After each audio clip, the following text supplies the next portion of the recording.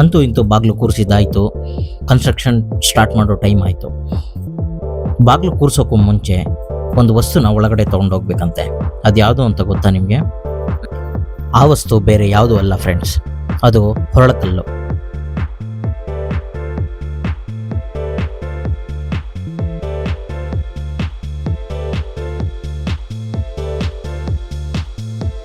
ಯಾವುದಪ್ಪ ಈ ಇಟ್ಕೆ ಸುಮ್ಮನೆ ಜೋಡಿಸ್ತಾ ಇದ್ದಾರೆ ಅಂತ ಅಂದ್ಕೊಂಡ್ರ?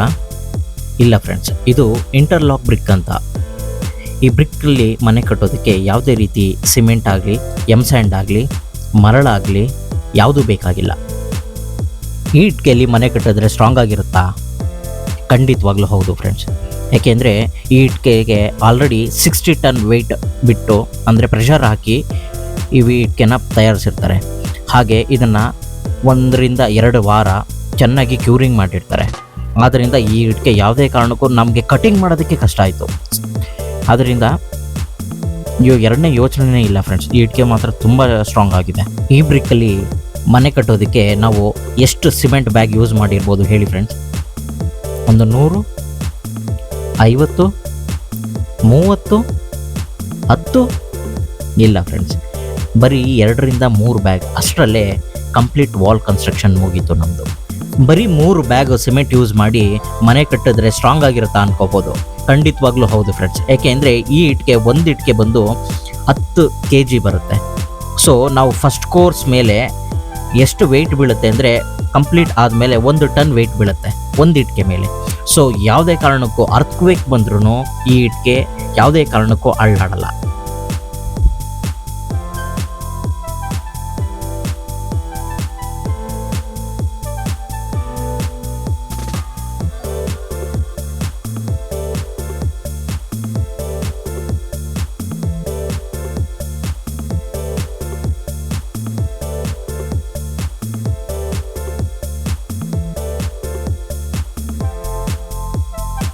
ಈ ಇಟ್ಕೆಯಲ್ಲಿ ಮನೆ ಕಟ್ಟಿದ್ರೆ ಬೆನಿಫಿಟ್ಸ್ ಏನಪ್ಪ ಅಂತಂದರೆ, ಒಂದು, ಹೊರಗಡೆ ಎಷ್ಟೇ ಟೆಂಪ್ರೇಚರ್ ಇದ್ರೂ ಒಳಗಡೆಗೆ 30% ಕಮ್ಮಿ ಮಾಡುತ್ತೆ. ಎರಡನೇದು, ಇದು ಫೈರ್ ಪ್ರೂಫ್. ಮೂರನೇದು, ಲುಕ್ ವೈಸ್ ತುಂಬಾ ಚೆನ್ನಾಗಿ ಕಾಣುತ್ತೆ. ಈಗಿನ ಕೆಲವು ಧಾರಾವಾಹಿಗಳಲ್ಲಿ, ಕೆಲವು ಮೂವಿಗಳಲ್ಲಿ ಈ ಥರ ವಾಲ್ನ ಬ್ಯಾಕ್ಗ್ರೌಂಡಲ್ಲಿ ನೀವು ನೋಡಿರ್ಬೋದು. ಅವರು ತುಂಬ ಕಾಸ್ಟ್ಲಿ ಅನ್ಕೋಬೋದು ಕಟ್ಸಿರೋದು, ಬಟ್ ಖಂಡಿತವಾಗ್ಲೂ ಅಲ್ಲ. ಈ ಇಟ್ಕೆಯಲ್ಲಿ ಕನ್ಸ್ಟ್ರಕ್ಟ್ ಮಾಡಿದ್ದಕ್ಕೆ ಲಿಂಟ್ಲ್ವರೆಗೂ ಬರೀ 3 ದಿನದಲ್ಲಿ ಮುಗಿಸ್ಕೊಂಡ್ವಿ. ಶೀಟ್ ಸೆಂಟ್ರಿಂಗ್ ಆದಮೇಲೆ ಈ ಥರ ನಾವು ಒಂದು ಬೆಡ್ಡಿಂಗ್ ಮಾಡ್ಕೊತೀವಿ. ಏನಕ್ಕಪ್ಪ ಅಂದರೆ, ನಾವು ಸೀಲಿಂಗ್ನ ಅಥವಾ ವಾಲ್ನ ಪ್ಲಾಸ್ಟ್ರಿಂಗ್ ಮಾಡೋದಿಲ್ಲ. ಈ ಶೀಟ್ ಸೆಂಟ್ರಿಂಗ್ ತೆಗೆದ ತಕ್ಷಣ ಇದೆಲ್ಲ ಬಂದು ಕೆಳಗಡೆನೆ ಬಿದ್ದೋಗುತ್ತೆ. ಆವಾಗ ನಮಗೆ ಕ್ಲೀನಾಗಿ ನಯಸ್ಸಾಗಿ ಇರೋ ಸೀಲಿಂಗ್ ನಮಗೆ ಸಿಗುತ್ತೆ. ಈ ಬ್ರಿಕ್ಕಲ್ಲಿ ನಾವು ಲಿಂಟ್ಲ್ಗೆ ಕಟ್ಲಿಂಟ್ಲು ಬೇಕಾದರೂ ಹಾಕ್ಬೋದು, ಇಲ್ಲ ಕಂಪ್ಲೀಟಾಗಿ ಬೇಕಾದರೂ ಹಾಕ್ಬೋದು. ನಮಗೆ ಈ ಓನರು ಕಂಪ್ಲೀಟಾಗಿ ಹಾಕ್ಬಿಡಿ ಅಂತ ಹೇಳಿದರು. ಆದ್ದರಿಂದ ಈ ಬಿಲ್ಡಿಂಗಿಗೆ ಕಂಪ್ಲೀಟ್ ಲಿಂಟಲ್ ಹಾಕಿದ್ದೀವಿ ನಾವು.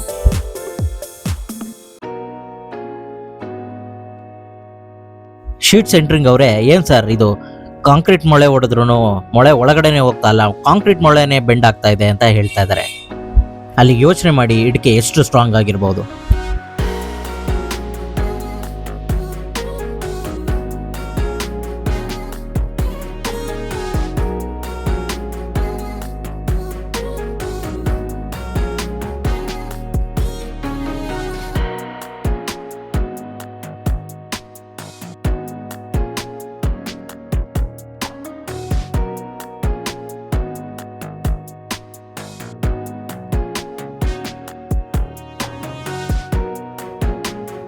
ಏನಪ್ಪ ಇದು ಲೈಟ್ ಕಂಬ ತೋರಿಸ್ತಾ ಇದ್ದೀನಿ ಅನ್ಕೊಂಡ್ರಾ? ನೋಡಿ ಫ್ರೆಂಡ್ಸ್, ಆ ಲೈಟ್ ಕಂಬ ಮನೆ ಕಡೆಗೆ ಎಷ್ಟು ವಾಲ್ ಇದೆ ಅಂತ.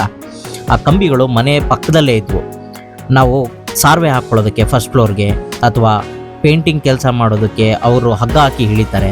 ಅವಾಗಲ ಇಲ್ಲಾಂದರೆ ಎಲೆಕ್ಟ್ರಿಕಲ್ ವರ್ಕ್ ಮಾಡುವಾಗ ಅದು ಪಕ್ಕದಲ್ಲಿದ್ದರೆ ತುಂಬಾ ಡೇಂಜರಸ್. ಆದ್ದರಿಂದ ನಾವು ಅಡಿಷನಲ್ ಬ್ರ್ಯಾಕೆಟ್ಸ್ಗಳು ಹಾಕಿ ಒಂದು 5 ಫೀಟಿಂದ 6 ಫೀಟ್ವರೆಗೂ ದೂರ ಹಾಕಿಸ್ತಾ ಇದ್ದೀವಿ.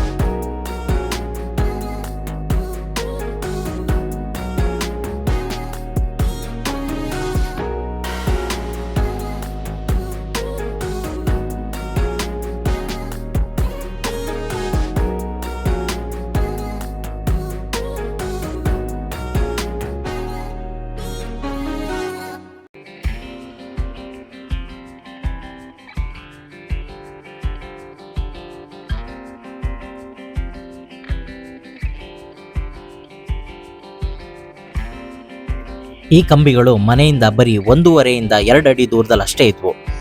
ಈಗ ಕಂಪ್ಲೀಟ್ ಆದಮೇಲೆ ನೋಡಿ ಸುಮಾರು 6 ಅಡಿವರೆಗೂ ದೂರಕ್ಕೆ ಹೋಗಿದೆ.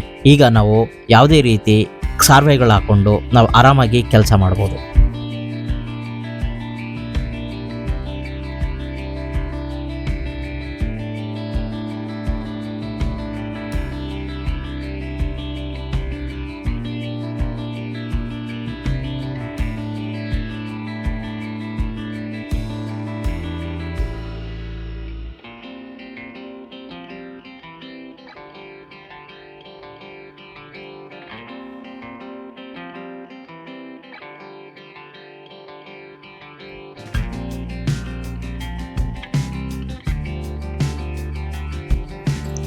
ಓನರು ಸ್ಟೇರ್ ಕೇಸ್ ಕೆಳಗಡೆ ಒಂದು ಇಂಡಿಯನ್ ಕಾಮನ್ ಬಾತ್ರೂಮ್ ಬೇಕು ಅಂತ ಕೇಳಿದರು.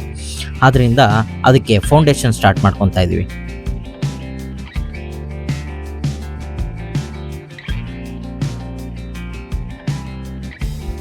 ನಾವು ಎಲ್ಲೇ ಫೌಂಡೇಶನ್ ಹಾಕಲಿ, ಪ್ಲಿಂತ್ ಬೀಮ್ ಹಾಕಲಿ, ನಾವು ಒಂದು ವೇಸ್ಟೇಜ್ ಪೈಪನ್ನ ಕೊಡ್ತೀವಿ. ಏನಕ್ಕೆ ಅಂದರೆ ಮತ್ತೆ ನಾಳೆ ಒಡೆಯೋ ಕೆಲಸ ಬೇಡ ಅಂತ. ಹೊರಗಡೆಯಿಂದ ಬರೋ ಕಾರ್ಪೊರೇಷನ್ ಲೈನ್ನು ಕೂಡ ನಾವು ಈಗಲೇ ಫೌಂಡೇಶನ್ಲೇ ತೊಗೊಂಡ್ಬಿಡ್ತೀವಿ. ಲಿಂಟಲ್ ಕೆಲಸ ಮುಗ್ದಿದೆ. ಲಿಂಟಲ್ ಕೆಲಸ ಮುಗಿದ ತಕ್ಷಣ ಒಂದಿನ ಗ್ಯಾಪ್ ಕೊಟ್ಟು ಕನ್ಸ್ಟ್ರಕ್ಷನ್ ಸ್ಟಾರ್ಟ್ ಮಾಡಿಸ್ಬಿಡ್ತಾರೆ. ಬಟ್ ನಾವು ಹಾಗೆ ಮಾಡಲಿಲ್ಲ. ನಾವು ಒಂದು 4 ರಿಂದ 5 ದಿನ ಚೆನ್ನಾಗಿ ಕ್ಯೂರಿಂಗ್ ಮಾಡಿದ್ವಿ. ಕ್ಯೂರಿಂಗ್ ಆದಮೇಲೆ ಸ್ಟಾರ್ಟ್ ಮಾಡಿಸಿದ್ವಿ.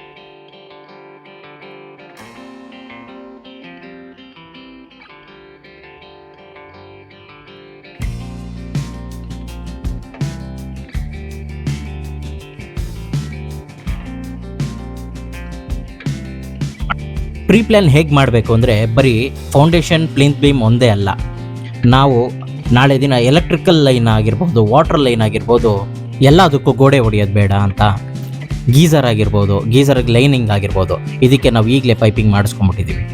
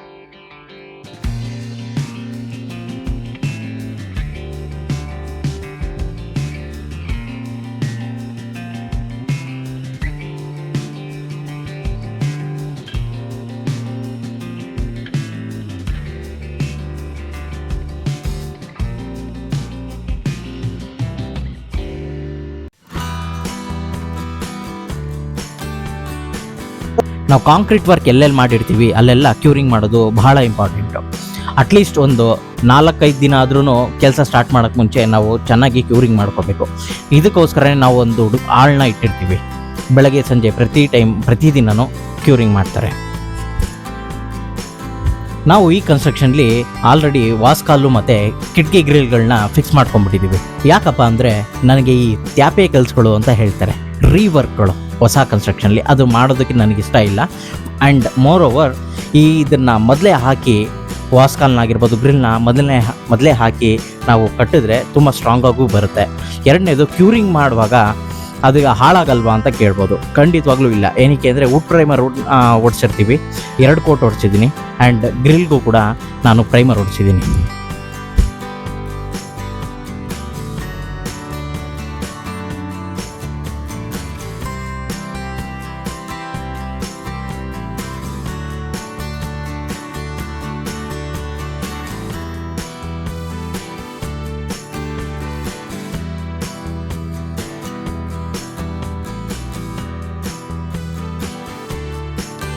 ಈ ಮನೆ ಎಂಟ್ರಿಗೆ ನಾವು 5 ಸ್ಟೆಪ್ ಪ್ಲ್ಯಾನ್ ಮಾಡ್ಕೊಂಡಿದ್ದೀವಿ.